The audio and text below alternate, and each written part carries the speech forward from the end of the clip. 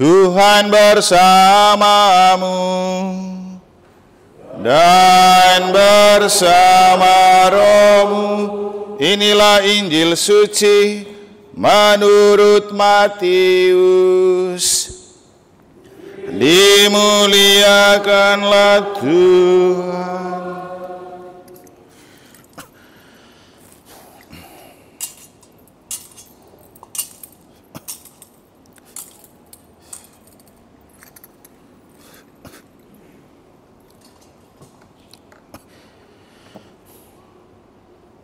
Sekali peristiwa, orang-orang Farisi berunding bagaimana mereka dapat menjerat Yesus dengan suatu pertanyaan. Mereka menyuruh murid-murid mereka bersama-sama para pendukung Herodes bertanya kepada Yesus, "Guru, kami tahu engkau seorang yang jujur dan dengan jujur mengajarkan jalan Allah, dan engkau tidak takut kepada siapapun juga, sebab engkau tidak mencari muka. Katakanlah kepada kami pendapatmu. Bolehkah membayar pajak kepada Kaisar atau tidak?" Tetapi Yesus mengetahui kejahatan hati mereka. Ia lalu berkata, "Mengapa kamu mencobai aku, hai orang-orang munafik? Tunjukkanlah kepadaku mata uang untuk pajak itu." Mereka membawa 1 dinar kepada Yesus. Yesus pun bertanya kepada mereka, "Gambar dan tulisan siapakah ini?" Jawab mereka, "Gambar dan tulisan Kaisar." Lalu kata Yesus kepada mereka, "Berikanlah kepada Kaisar apa yang wajib kamu berikan kepada Kaisar, dan kepada Allah apa yang wajib kamu berikan kepada Allah."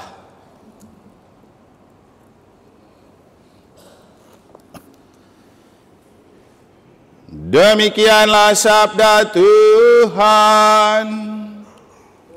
Terpujilah Kristus.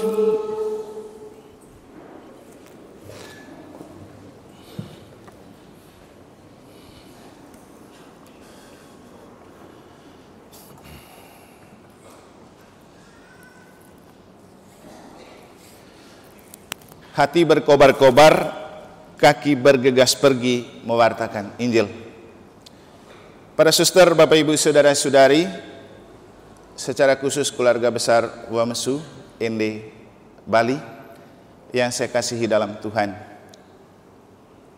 Memaknai tema yang dicanangkan oleh Paus Fransiskus untuk Hari Minggu Misi Sedunia yang ke-97 hari ini, khususnya kita di Paroki Negara dimahkotai dengan kehadiran misionaris-misionaris lokal dari Ende yang berdomisili di Bali untuk melakukan perayaan Ekaristi Hari Minggu Misi dengan warna inkulturasi. Maka tadi saya mengatakan kita akan coba memaknai Hari Minggu Misi ini dengan tema misi dan inkulturasi. Namun sebelumnya saya mau memanggil bos atau ketua dari Wamesu untuk ke sini. Mas atau Bang Faris, saya panggil ke sini. Ini ketua mereka, juga kami sudah berteman baik dan bahkan bersahabat. Ketika beliau masih muda, saya juga masih muda. Sekarang kita sudah agak tua ya. Mas Umbu juga ada? Ya. Bang Umbu ada?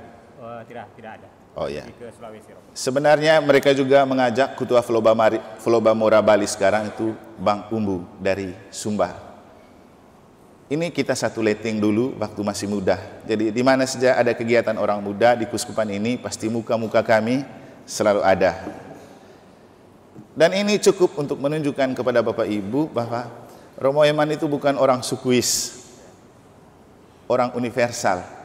Siapa saja yang mau datang ke negara atau di parokinya Romo Eman selalu terbuka. Kali ini teman-teman dari Ende, kali lalu dari Batak, dulu Manggarai, juga ada teman-teman dari Surabaya dan Semarang. Maka dengan ini jelas gambaran gereja Katolik itu universal. Nah, ketika saya berbicara tentang misi dan inkulturasi, saya ingin mengajak kita untuk memahami bahwa iman Katolik dibangun di atas budaya, bukan budaya dibangun di atas iman Katolik. Karena sebelum iman Katolik lahir, orang sudah berbudaya. Maka gereja Katolik itu pasti menghargai setiap budaya. Budaya Bali, budaya Ende, budaya apalagi semua. Yang paling penting, orang yang berbudaya punya hati yang terarah kepada Tuhan. Karena siapapun dan dengan budaya apapun tidak diciptakan oleh budaya, diciptakan oleh Tuhan. Sehingga memang kita harus menjadi orang yang mencintai budaya dengan tetap menempatkan Tuhan sebagai Dia yang ada di hati. Karena toh budaya itu akhirnya tentang way of life, cara pandang hidup yang coba diterjemahkan dengan aksesoris seperti sekarang. Naik sedikit Bang Faris, biar kita sama tinggi. Karena kami teman baik, makanya kami begini-begini saja. Sekarang ini sebelum kita melihat lebih lanjut misi dan inkulturasi, saya ingin wawancara dulu ini Bang nih. Karena saya itu tidak pernah habis berpikir, maaf saja ketika membandingkan loyalitasmu datang ke sini dengan berbagai macam bentuk persiapan, dengan penampilan seperti sekarang, membuat saya merasa kalau sebagai umat negara saya iri loh lihat orang-orang ini. Kok segininya mereka loyal untuk kita. Nah, kita di negara ini seperti apa loyalnya untuk gereja coba? Maka kehadiran mereka ini sebagai sebuah inspirasi untuk kita.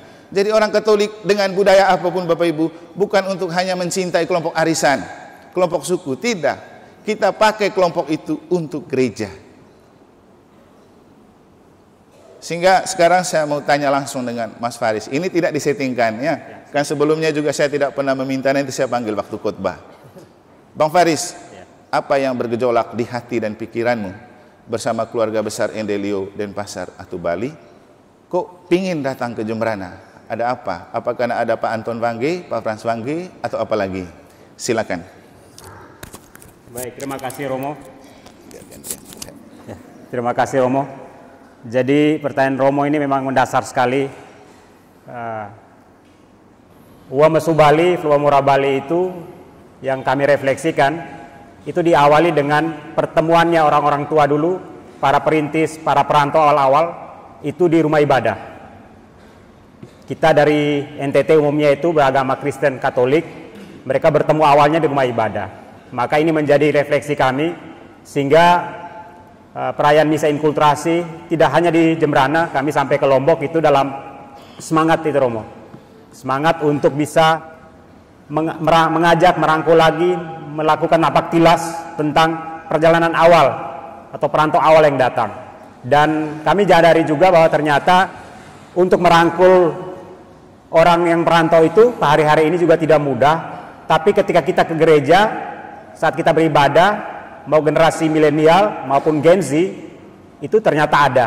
Nah, ini yang menjadi cara kami ketika kami harus melakukan misa inkulturasi atau ketika kami datang melayani gereja melalui paduan suara, tarian, dan lain-lain. Itu Romo yang bisa saya sampaikan. Tidak ada yang kebetulan di dunia ini. Dan Bang Faris, tahu nggak? Umat pertama gereja Katolik di Jembrana itu dari Ende, namanya Bapak Martinus Wangge. Kalau Romo Eman orang Sukuis, pasti saya tidak mau terima orang Ende. Saya terima orang Manggarai saja. Tapi seorang misionaris sejati mencintai semua, menerima semua, mengayomi semua. Makanya sekarang kita terima teman-teman dari Ende. Terima kasih Romo. Dan apa yang diceritakan oleh Bang Faris, sebuah kenyataan yang tidak bisa kita ingkari. Dari manapun kita datang, nomor satu itu gereja. Gereja yang kita cari. Gereja yang mengakomodir kita. Seperti yang diceritakan dulu, para perintis mereka berkumpul pertama di gerejanya. Gereja loh. Jangan kita generasi sekarang datang dari Flores, datang dari mana, gaya mau anti gereja lagi. Gitu ya teman-teman Ende ya. Saya pikir kamu mencintai gereja, makanya kamu datang ke negara. Semoga orang Ende dan orang Lio yang ada di Jembrana ingat ini. Gereja itu number one. Ya. Gitu ya? Ya, Romo. Dia berapa kali iya? Kalau gitu Bang Faris kembali dulu, kan nanti ada sambutan juga. Ya. Baik. Terima kasih, Romo. Oke, terima kasih ya Bang Faris. Nah. Misi dan inkulturasi. Kali ini dalam rangka merayakan Hari Minggu Misi Sedunia yang ke-97, Paus mencanangkan tema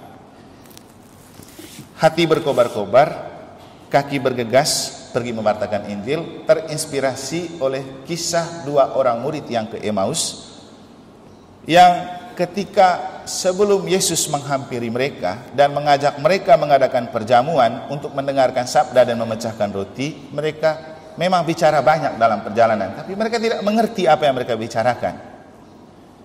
Bahkan ketika Yesus menghampiri mereka, Yesus bilang, apa sih yang sedang kamu perbincangkan? Mereka bilang apa? Kau ini dasar orang kuper, kau tidak tahu apa yang terjadi selama ini di Yerusalem. Ada orang mati dan bangkit loh.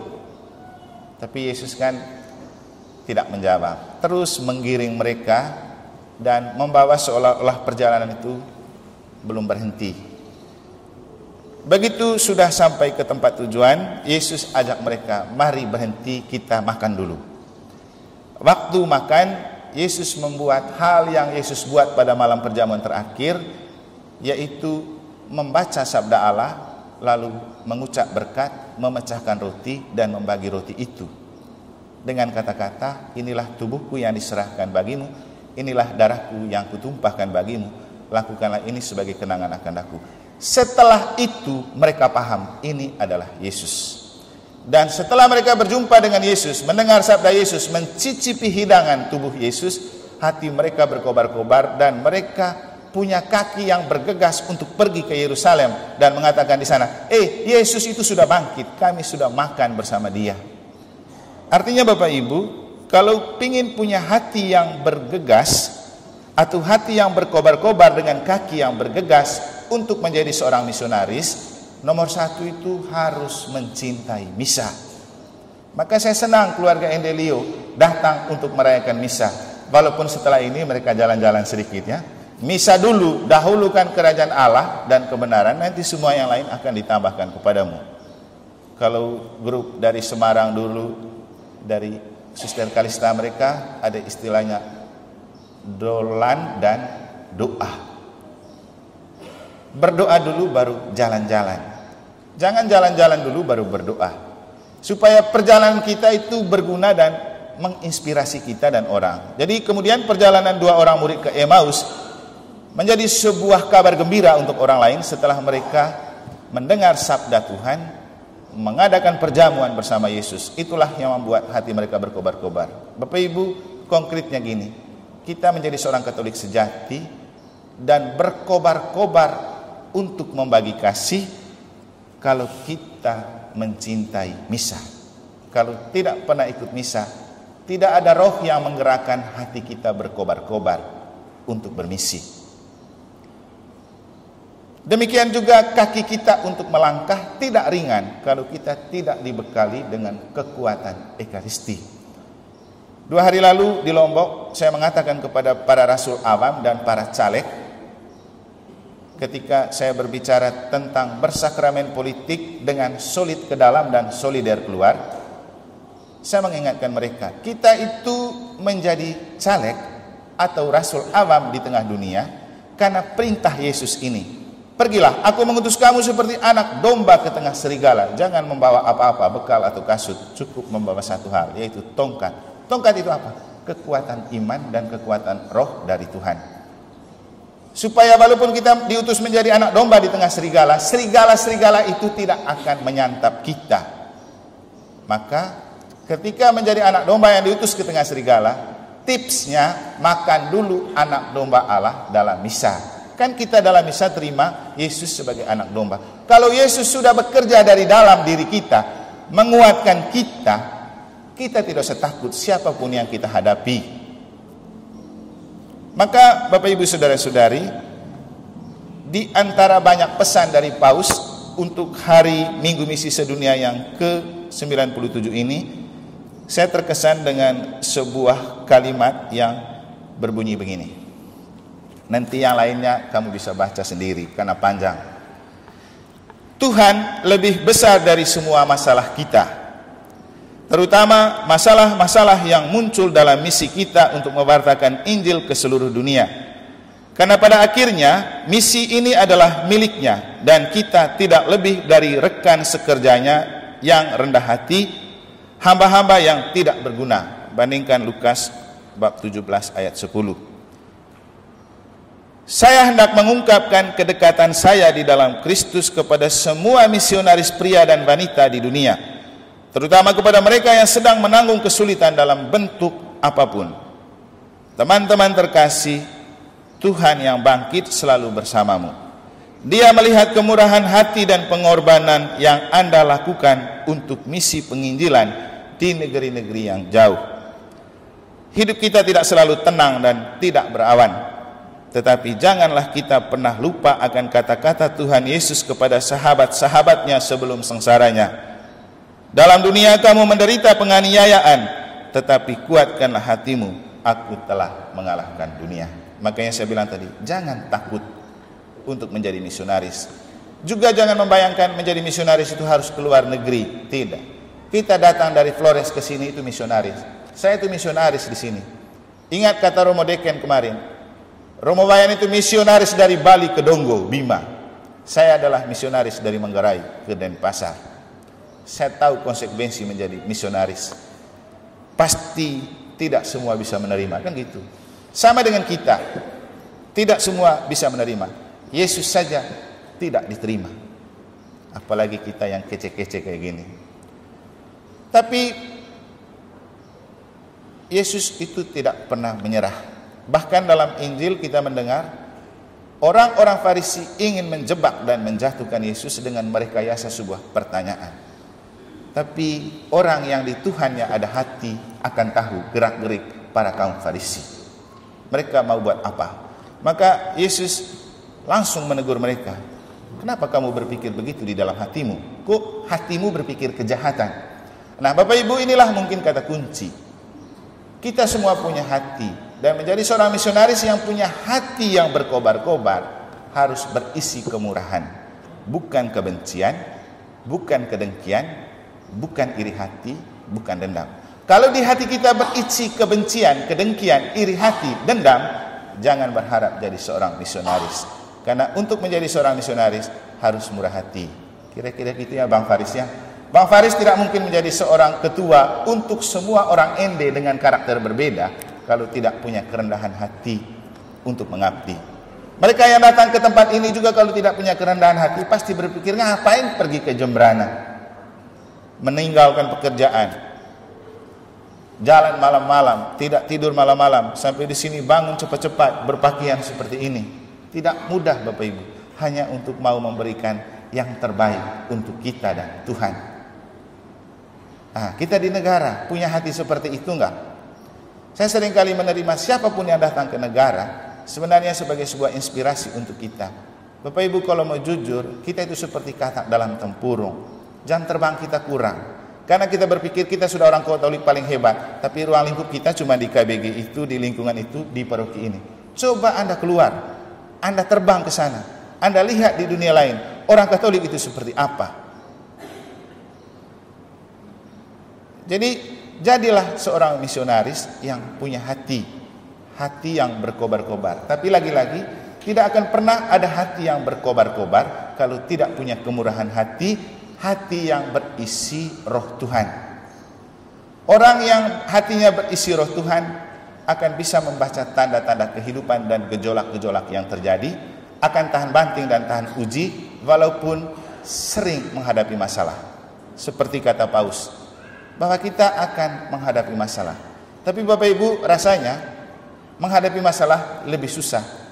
Yang paling sulit itu menghadapi kenyataan ketika kita dipermasalahkan walaupun kita tidak punya masalah. Itu yang jauh lebih berat. Karena kalau kita menghadapi masalah, kita fokus pada masalah yang ada untuk solusi. Tapi kalau kita berhadapan dengan orang yang mempermasalahkan kita tanpa kita bersalah, ini yang berat. Karena kita berhadapan dengan manusia-manusia yang tidak punya hati dan tidak punya pikiran sejalan dengan kita. Tapi inilah kenyataan-kenyataan yang dihadapi kalau mau menjadi seorang misionaris. Lagi-lagi Bapak Ibu, misionaris bukan tentang kita harus keluar negeri menjadi misionaris, tidak. Ketika kita keluar dari diri sendiri, keluar dari rumah kita, keluar dari zona nyaman, kita adalah seorang misionaris. Anda pergi kerja di tempat kerja, keluar dari rumah, keluar dari zona nyaman, Anda pergi sebagai misionaris. Jadi misionaris adalah orang yang pergi keluar dari dirinya sendiri, keluar dari zona nyaman, dan mau memberikan diri untuk orang, mengabdi untuk orang, melayani orang, loyal untuk orang. Dan kita semua dalam hal ini berarti misionaris. Tapi tidak akan pernah kita punya hati yang berkobar-kobar untuk bermisi kalau kita tidak mencintai Ekaristi. Tidak mungkin kita punya kaki yang mudah untuk melangkah kalau kita tidak dikuatkan oleh Tuhan sendiri melalui misa. Akhir-akhir ini saya menceritakan pengalaman pribadi. Banyak sekali perginya. Dan jauh-jauh lagi. Dan bukan sembarang pergi. Kalau diperhitungkan, bisa berpikir begini, pergi terus, uang habis, tenaga habis, pikiran habis, lelah. Habis ini, saya harus pergi ke Ubung lagi, di Santo Yosef Ubung. Mereka meminta untuk memberikan pencerahan tentang bagaimana orang Katolik menghadapi dan menyikapi pemilu 2024 atau tahun politik. Bagaimana bersikap. Jadi habis acara dengan teman-teman gua mesu, nanti saya langsung pergi lagi. Memang rasanya lelah. Tapi inilah seorang misionaris.